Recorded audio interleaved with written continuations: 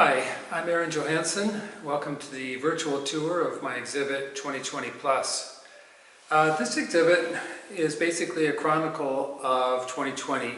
It extends into 2021 just a little bit, up to the time that Trump left office, hence the plus in 2020.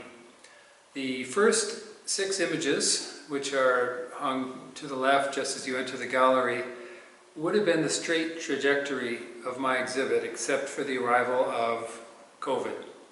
So those first 6 images were basically personal observations, people that I would see on the street, animals in my life, places that I went frequently, and with the arrival of COVID, everything changed. There is one recurrent theme throughout the work, and that's the dollar plant, the Lunaria annua. And this was a plant that arrived at our house serendipitously by a neighbor putting it on the door, just as a greeting. The beautiful petals, when dried, have a translucent effect, and I was really captivated by that. And then I began realizing that it was rife with metaphor. The dollar is symbolic of the way that we measure value of things in this society. So you'll find that that's commonly depicted as a background to many of my images. The first image you see once you enter the gallery is called Bag of Life. This is a silkscreen and chincolet ink, and this is of a figure that is all too common in Portland these days, and it's someone taking cans to cash in for a very meager income. So I viewed this bag as kind of a metaphor for a crucifix. His arms are crossed as he's walking, and carrying the bag is a burden of his existence.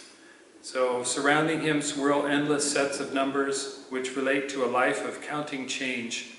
The large shape surrounding the figure is what I mentioned earlier, the Lunaria annua, and this is one of the first 6 images that all kind of relate similarly in appearance and theme.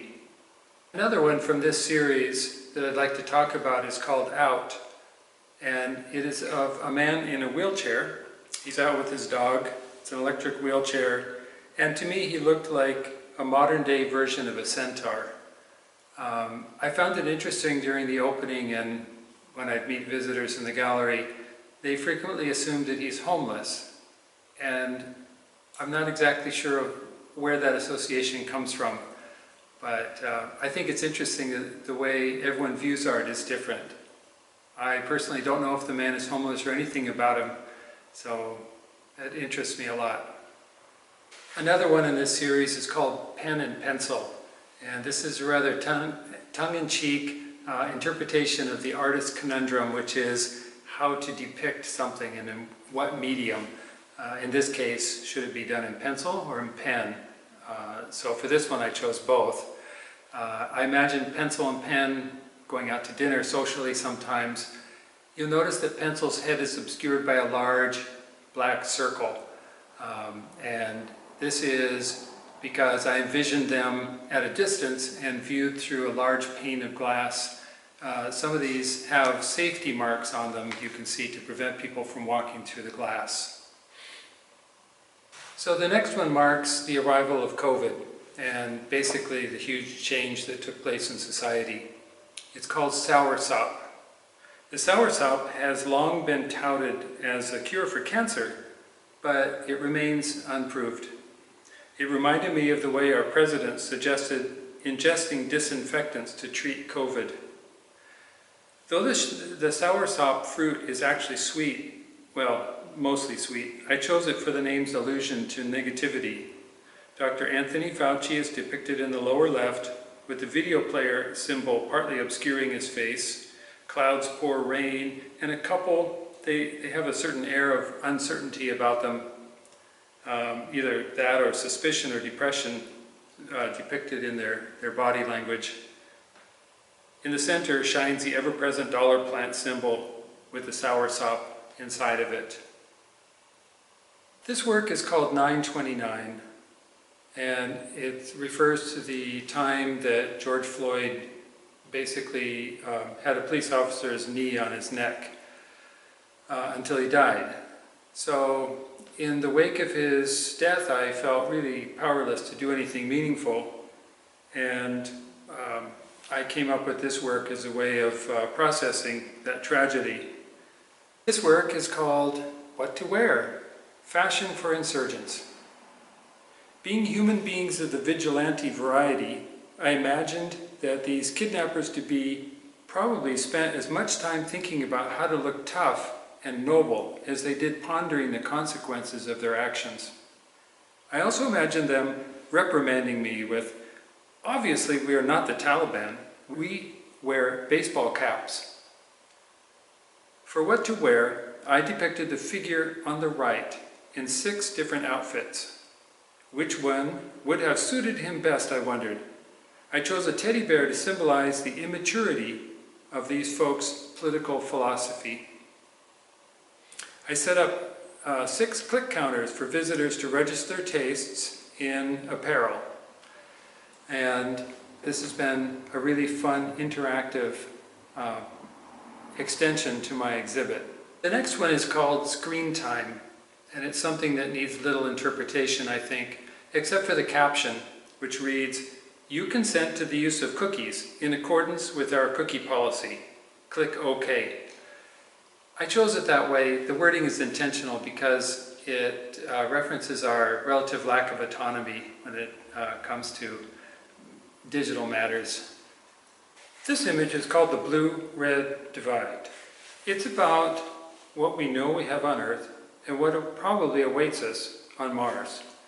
A few hours drive and not much cost of fuel or energy expense is the beautiful John Day River, just teeming with life and so life-giving. Compare that with what you see on the right, which is a view of Mars. It's really a complete wasteland, and somewhere I think is a complete waste of money to spend time and energy going to.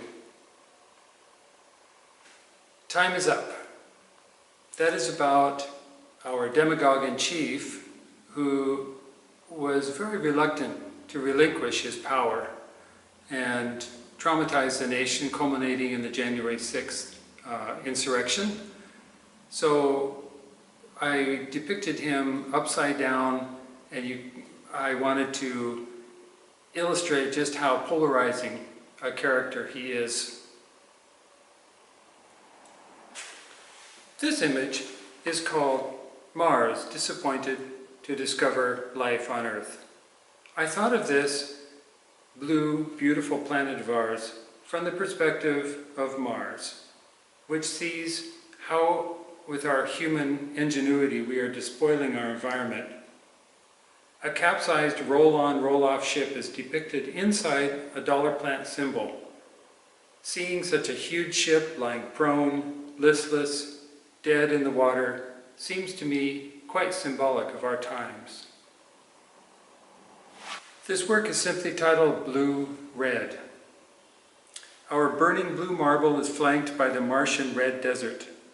The words printed below, that are a little bit difficult to read unless you get up quite close, indicate just a few of the great number of species of plants and animals on this earth.